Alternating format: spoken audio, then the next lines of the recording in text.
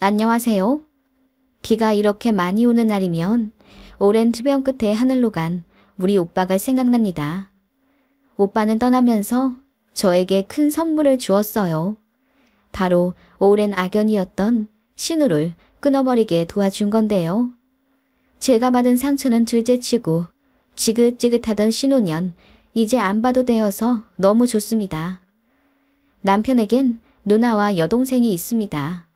즉 저에게 신우가 둘인데요. 처음엔 저도 신우들이랑 잘 지내보려고 했습니다. 다행히 손이 신우는 성격도 좋고 어진 품성을 갖고 계셔서 항상 따뜻하고 좋은 말씀만 해주시는 분이었어요. 저도 그런 형님께 더 잘하고 싶은 마음이 있었습니다. 다만 아래 신우는 결혼 전부터 답이 없었네요. 첫 인상부터 뭔가 심상치 않긴 했어요. 상견례 자리에 짧은 미니스커트를 입고 짙은 화장을 하고 왔더라고요. 그런 막내 신우를 시부모님도 좀 창피해하는 느낌이었는데 지금 생각하면 부모님도 딸 자식 컨트롤이 안 되어서 그렇게 데리고 나왔나 싶습니다. 결혼할 때 예복비로 인당 30만 원 정도 생각해서 양가에 드렸습니다. 그런데 신우가 본인은 입고 싶은 옷, 구두, 가방 다 사야 하는데 100만 원 정도 된다며 좀 더 달라고 하더군요. 그때 정말 어이없었어요. 남편이 미안하다며 본인이 신우 정신교육 시키겠다고 하더니 서둘러 방어하더라고요. 남편은 저에게 그냥 잘 해결되었다고 했는데 나중에 아래 신우가 술 먹고 저한테 전화 걸어서는 술주정 하더라고요. 가족들 사이에 너무 짜게 구는 것 아니냐면서요. 너무 당황했고 어이도 없었지만 그 다음날 남편이 신우를 엄청 혼내서 결국 사과받았던 일이 있었습니다. 사실 어린 신우 맘에 오빠 결혼식장에서 예쁘게 꾸미고 싶겠다고 생각은 들었고 세상 물정 모르고 철이 좀 없나 보다 애써 생각했네요. 남편도 본인 입으로 자기 여동생이 철없다고 했었고요. 그리고 또 다른 사건이 있었는데요. 저희는 그렇게 여유 있는 사람들이 아니기 때문에 예물 예단도 생략할까 하다가 그래도 최소한이라도 하는 게 나을 것 같아 시댁에 은수저랑 반상기를 보냈고 예단비로 500만 원 보내드렸습니다. 시부모님께서는 너무 고맙다 하시며 저에게 10돈 정도 되는 금목걸이를 주시고 예단비 중 300만 원을 돌려주신다고 하셨어요. 그런데 집에 와 봉투를 열어보니 100만 원밖에 없는 거예요. 혹시 분실했나 누가 가져갔나 싶어서 심장이 덜컹하더라고요. 가방도 살펴보고 차도 살펴보고 그것만으로도 모자라 걸어온 길을 거슬러 다 살펴봤는데 없더군요. 시부모님께서 거짓말 하실 리는 없고 그 귀한 돈을 잃어버린 걸 들키게 되면 얼마나 한심하게 생각하실까 전전긍긍했네요. 당시 남편한테도 어떻게 말해야 할지 몰라 고민하다가 결국 울면서 토로했더니 남편이 시댁 가서 다시 찾아보던지 아님 물어보겠다고 했는데 결국 못 찾았어요. 그래서 제가 속상해하니까 남편이 본인도 더 잘 챙길 거 그랬다며 본인 개인 돈 200만 원을 저에게 주더군요. 물론 제 잘못이라고 생각해서 받진 않았지만 그 마음이 참 고맙더군요. 그런데 남편이 아무리 생각해도 찜찜했는지 조사를 계속하더니 결국 찾아냈더군요. 막내 신우가 돈도 없는데 비싼 디지털 카메라를 어디서 사가지고 들고 다니는 걸 이상하게 본 남편이 끈질기게 추궁을 했나 보더라고요. 신우는 계속 본인이 모아둔 돈 쓴 거라면서 억울해했지만 남편이 통장 내역까지 보여달라며 난리를 쳤다더군요. 결국 그 돈의 실체는 어머님이 저에게 주실 꾸민비 봉투에서 나온 거라는 걸 알게 되었죠. 돈 봉투 안에 300만 원이 아닌 100만 원만 들어있으면 제가 시어머니한테 감히 물어볼 거라고 생각 안 했답니다. 그리고 제가 잃어버린 거라고 자책하더라도 어리다 말하지도 못할 거라는 걸 알고 그렇게 계획을 짰나 보더군요. 너무 악랄하지 않나요? 그게 결혼식 치르기 일주일 전에 밝혀진 일이었고 시부모님이랑 남편 그리고 손이 신우까지 전부 난리를 쳐서 막내 신호 혼내느라 뒤집어 엎으셨다더군요. 그래서 결혼식장에 막내 신호 안 왔어요. 시부모님이 저한테 미안하고 면목 없다고 그냥 집에 두고 오셨다더군요. 정말 황당 그 자체였던 사건이었죠. 알고 보니 신호가 집안에서 애물단지 같은 존재더라고요. 어릴 때부터 자잘자잘하게 사고치며 비행도 좀 했던 것 같고요. 모르겠어요. 제 남편도 그렇고 손이 신호인 형님도 참 풍성 어질고 괜찮으신 분인데다 시부모님도 평범하시거든요. 좀 꼬장꼬장하신 면은 있지만 그렇다고 눈에 띄게 문제 있는 분들은 전혀 아니세요. 막내 신우는 뭐 때문인지 어렸을 때부터 사고도 많이 치고 성격도 많이 엇나갔다고 하던데 그냥 타고난 성향 같습니다. 아무튼 그런 막내 신우가 신경을 쓰이긴 했지만 결혼하고 나서 남편 직장은 멀리 아랫지방으로 옮겨야 했기 때문에 시댁이랑도 자주 왕래를 못했고 막내 신우랑도 2년에 한 번 볼까 말까 하며 살았네요. 그렇게 지내는 동안 저는 아이들을 낳아 키우고 있었고요. 문제는 막내 신우가 결혼하면서 저희랑 같은 도시로 이사오고 나서부터 벌어졌네요. 저희 아이들 초등학생일 때 막내 신우가 갑자기 결혼을 했어요. 혼전 임신으로 급하게 결혼한 상황이었고 신우 남편은 이렇다 할 직업이 없는 사람이었습니다. 이해가 가지 않았지만 너무 사랑해서 없으면 못 산다고 울고불고 난리쳐서 겨우 양가 허락받고 결혼하더라고요. 그런데 모아둔 돈이 거의 0에 가까웠기 때문에 신우 남편한테 700만 원 있었다고 하더군요. 양가에서 조금씩 모아 22평짜리 전셋집에서 신혼 시작하더군요. 그런데 신우가 저에게 뭐 맡겨놓은 듯이 그러더라고요. 임신했을 때는 본인 좀 잘 챙겨달라며 체리 사달라, 복숭아 사달라 매일 연락 오고 그것도 모자라 저희 가족 마트 갈 때 따라가서 본인 먹고 싶은 간식 5만 원어치 막 담더라고요. 뻔뻔하게 계산은 하지도 않았고요. 그런 식으로 마트나 시장 갈 때마다 악착같이 따라와 제 지갑을 같이 쓰려고 하는 게 괘씸하고 열이 받아 이건 아닌 것 같다고 선 그었더니 가족 사이에 너무하다면서 시장 바닥에서 엉엉 울더라고요. 배는 남산만한 임산부가 엉엉 우니 잘 알지도 못하는 주변 상인들과 할머니들은 저에게 손가락질하며 신우가 임신해서 먹고 싶은 게 많은가 보다. 올키가 돼가지고 베풀질 못한다며 막 혼내시는 거예요. 그때 얼마나 창피하던지요. 애 낳고 나서도 장난 아니었습니다. 산후조리원은 돈 없어서 못 들어가니 저더러 도와달라. 산모 식단 좀 차려달라 등의 요구는 애교였어요. 물론 다 들어주진 않았지만 아무렇지 않게 도움 요청하는 게 너무 부담스러웠어요. 그리고 저희 부부를 무슨 ATM기처럼 알기 시작하더라고요. 아이 기저귀나 옷 사이즈 업해야 하는 시기가 오면 당연히 저희한테 연락합니다. 그리고 조언 묻는 척 하면서 돈 뜯어내죠. 언니, 우리 애기 옷을 사야 하는데 어떤 사이즈를 사줘야 할지 모르겠어요. 언니는 애 둘이나 키워보셨으니 아시겠죠? 저희 애한테 잘 맞을 만한 사이즈로 우주복 하나만 골라주세요. 제가 돈 드릴게요. 그런 식으로 제가 일단 골라서 사주면 돈을 주겠다는 식으로 접근을 하더군요. 처음엔 신혼의 사정이 딱해서 돈을 몇 번 안 받았습니다. 그랬더니 맨날 그 방법 쓰더군요. 그래서 한 번은 작정하고 돈을 받았어요. 준다고 했으니 받겠다고요. 계좌번호 보냈더니 당황해 하더라고요. 그리고 나서 돈을 주긴 줬는데 5만 원 줘야 할 걸 3만 원만 보내더군요. 어이가 없어서 덜 보냈다고 했더니 그제야 자기 돈이 없어서 그것밖에 못 보냈다고 미안하다고 하더군요.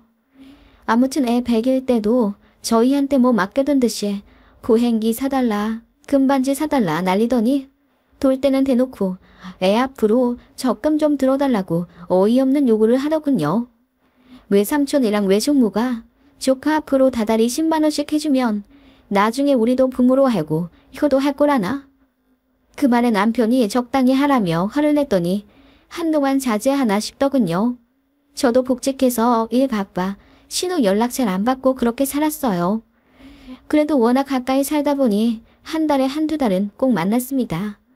만나서 어떻게든 소고기나 수시 같은 비싼 것 얻어먹으려 하는 게 참 속보였지만 신혼에도 사정이 안 좋으니 그냥 눈 딱 감고 봐줬어요. 시조카한테도 돈 참 많이 들어갔네요. 생일이다, 어린이날이다, 뭐다 해서 1년에 그 아이한테만 거의 50만 원은 썼던 것 같아요. 누군가는 바보같이 왜 다 해주냐고 묻지만 그것도 많이 쳐내서 그 정도네요.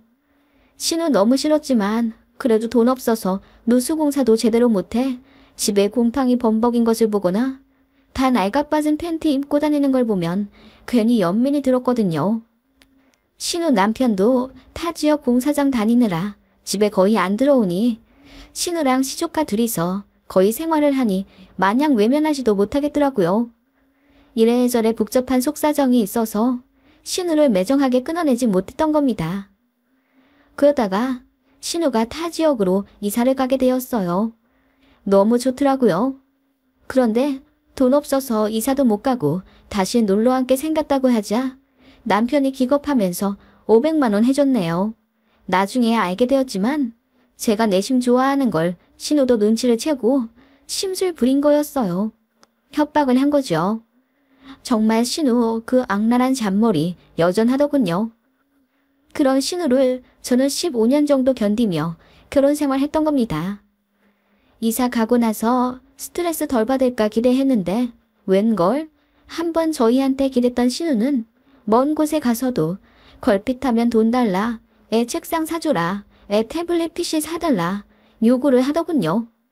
그래서 제가 우리 애들 뒷바라지 하기에도 벅차니 그런 식의 무리한 요구는 하지 말라고 처음으로 화를 냈습니다. 그랬더니 신우가 애 데리고 막무가내 저희 집에 올라오더니 올케로 들어왔으면 올케답게 굴어요 언니. 우리 엄마 아빠한테 잘하지도 못하는 며느리잖아요. 신우가 형편이 어려우면 좀 돕는 게 맞는 거죠. 새언니 정말 개념 없네요. 라고 하더군요. 그리고는 6살 난 시조카를 저희 집에 맡길 테니 일주일만 봐달라고 하며 나가는 것 있죠. 알고 보니 저한테 화를 내러 오는 건 핑계였고 시조카 어린이집 방학이라 애 돌보기 귀찮으니 무대뽀로 저한테 맡긴 거였어요. 제가 마침 휴직 상태라 집에 있는 거 신호도 알았거든요.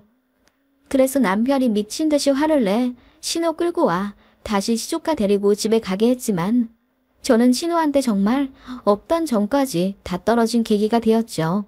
그것보다 더 한 일이 있을까 싶었는데 라스트 팡이 남았더군요. 저에게는 오빠가 하나 있었는데 결혼을 하지 않았어요. 미혼 상태로 사업하며 열심히 살다가 40대 후반에 간암 판정을 받았습니다. 그래서 수술도 받고 항암도 했지만 결국 차도가 없었고 호스피스에 들어간 지 10개월 만에 오빠가 하늘에 갔어요. 친정엄마와 아빠가 전국을 돌아다니며 백방으로 치료 방법 알아보고 노력하시느라 고생 많이 하셨고요. 그걸 시댁 가족들도 다 알고 있어요. 형님도 저희 오빠 일에 누구보다 많이 걱정하며 호스피스도 3일 밤낮으로 알아봐 주셨고요. 오빠 입원해 있을 때 1년 동안 병문안을 무려 5번이나 와주신 고마운 손이 신우입니다. 다만 손 아래 신우는 역시나였어요. 저희 오빠 상황 안 좋은 거 알면서도 껌 딱딱 씹으며 어떡해요. 빨리 나으셔야 할 텐데. 라고 하더군요. 호스피스까지 간 마당에 암말기 환자가 낫고 말고가 어딨겠어요. 그만큼 성의 없는 위로를 했다는 말입니다. 그러면서도 듣기 거북한 말을 종종 하곤 했어요. 결혼을 하셨다면 좀 나으셨을지도 모르겠어요. 돌봐줄 부인도 없고 자식도 없어서 더 현생에 밀어넣는 것 아니에요? 그래서 차도가 없는 건 아닐까요? 그 말에 저도 예민해져서 말 조심하라고 했더니 입 다물긴 했습니다. 근데 되게 상처더라고요. 아무튼 그렇게 하늘나라 가버린 오빠 장례를 정신없이 치르고 오빠 생전 모아둔 재산과 사업장 정리하느라 너무 바빴습니다. 오빠는 미리 유언장을 남겨놓은 상태였어요. 부동산 포함해서 모든 재산을 동생인 제가 현금화해서 아빠, 엄마, 저 이렇게 3등분에 소유하라고 적혀 있더군요. 오빠는 자가 아파트가 하나 있었고 시세 8억짜리였어요. 대출은 1억 정도 끼어 있었고요. 사업장은 정리하니 6천만 원 정도가 남아 그거랑 오빠 부의금 들어온 것 더 보태 오빠 명의 대출부터 싹 정리했습니다. 집은 바로 처분하기 어려워 부모님과 상의 끝에 당분간 그대로 두기로 했어요. 그런데 막내 신우가 어느 날 저에게 전화를 하더니 오빠 재산 같은 건 다 정리를 하셨냐 묻더군요. 제가 좋아하는 손이 신우라면 응당 내 걱정이겠거니 싶겠지만 뻔하디 뻔한 막내 신우라 음이용하게 들려 기분이 나쁘더군요. 그래서 알아서 할 테니 오빠 얘기 안 물었으면 좋겠다고 했어요. 그런데 며칠 뒤 웬일로 저희 집에 수박까지 사들고 와서 방문하더군요. 원래는 항상 빈손으로 오던 신호거든요. 와서는 제 눈치 싹 보면서 언니, 살이 많이 빠졌어요. 오빠분 사후 처리하느라 많이 바쁘신가 봐요. 라고 하더군요. 그러더니 또 저희 오빠 결혼 얘기를 하는 거죠. 결혼을 하신 상태였으면 배우자가 정리를 해야 할 일인데 안 하셔서 언니가 고생을 하네요. 그래도 하늘에서 보시고 고마워하실 거예요. 생전에 참 좋으신 분이었다면서요. 웬일로 말을 차가게 하나 싶더군요. 그런데 역시나 속꿍꿍이가 있었습니다. 집 얘기를 자꾸 물어보더니 그 집은 어떻게 처리를 할 거예요? 바로 안 팔릴 것 같다던데 그럼 전세로 돌리나요? 죽은 사람 집에 아무도 안 들어가려고 할 텐데 골시 좀 아프시겠어요. 라고 하더군요. 그래서 알아서 한다고 딱 잘라 말했더니 갑자기 팔자 눈썹을 하며 제 손을 잡더라고요. 언니, 아마 그 집 팔리기도 힘들고 세나도 누가 들어가지도 않을 거예요. 이래저래 안 좋은 기운도 많을 텐데 정리를 할 겸 제가 들어가서 살아도 될까요? 그 말에 저는 제 귀를 의심했습니다.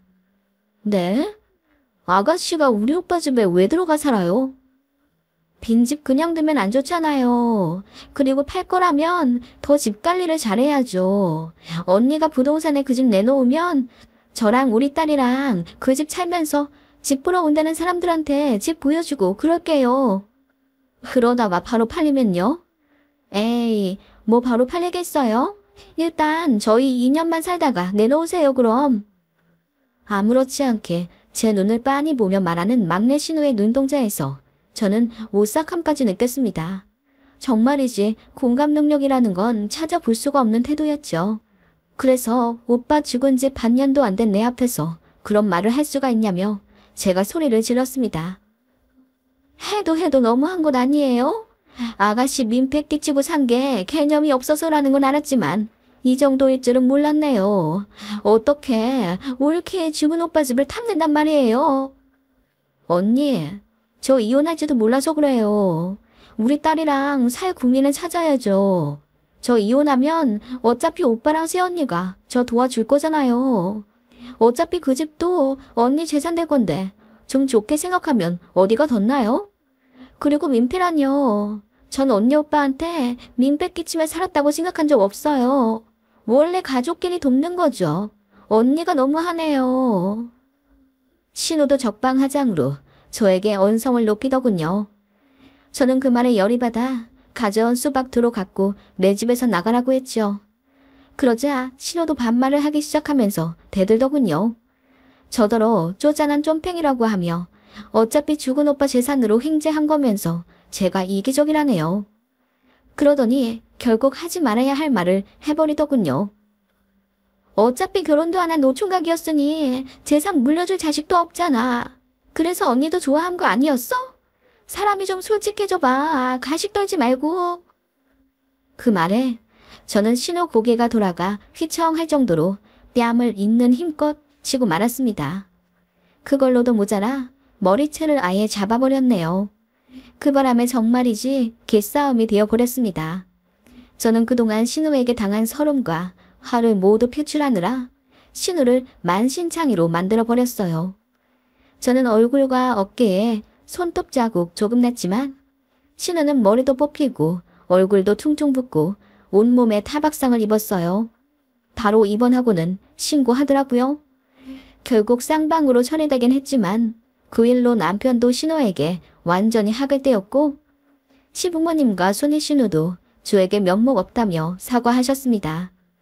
정작 신우는 고개 빳빳이 들며 자기는 잘못이 없다고 소리치더군요. 오히려 좋았어요. 괜히 반성하는 걸 보이면 저만 마음 복잡할 텐데 일관성 있는 싸가지 없는 모습이라 죄책감도 안 들더군요. 앞으로 절대 연락하지 말라고 했습니다. 시댁 갈 때도 막내 신우랑 절대 안 마주칠 테니 불만 있으면 이혼한다 했더니 남편도 시부모님도 아무 말 못하시더군요. 막내 신우도 저 다신 안 볼 거라며 큰소리 뻥뻥 치더니 작년에 이혼하고 애 혼자 키우고 살게 되면서 시댁 식구들한테도 도와달라 손 내밀고 저한테도 다시 연락하고 싶은지 안부 묻는다 하더군요. 저한테 연락하면 바로 욕 박아버릴 생각입니다. 지긋지긋한 아내 신우 죽으면 눈물도 안 날 것 같아요. 장례식장도 안 갈 겁니다. 정말 뭐 이런 인간이 다 있나 싶어서 열받지만 그래도 그 일을 계기로 아예 안 보고 차단하고 살게 되니 마음은 편하네요.